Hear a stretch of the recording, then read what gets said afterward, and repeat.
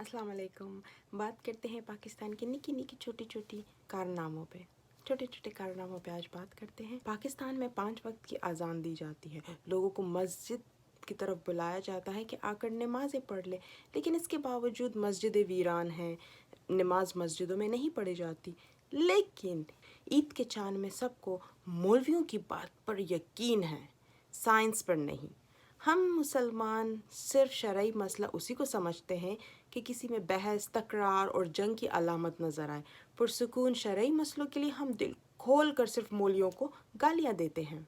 पाकिस्तानी अवाम का कोई जवाब नहीं। अर्तुगरुल गाजी के ड्रामों पर हमारे फ़नकार तनकीद करते हैं, मजाक भी उड़ाते हैं कि हम दूसरे मुल्क तरक्की ड्रामों को अपने मुल्क में नशर करके अपने पाकिस्तानी मुल्क के फ़नकारों की बेइज्जती करते हैं।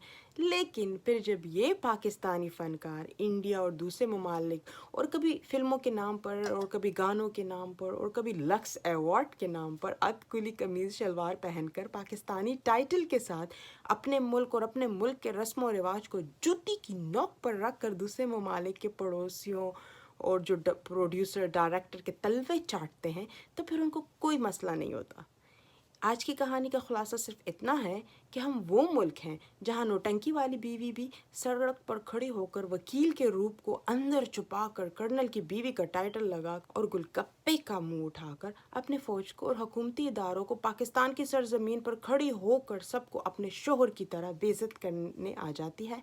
आंटी जी ने समझा सारे मर्द उसके शोहर जैसे होंगे, लेकिन अफसोस ये जानकर कि जितना मासूम आंटी का शोहर है उससे बड़े बड़े मासूम हमारे पाकिस्तानी मर्द हैं।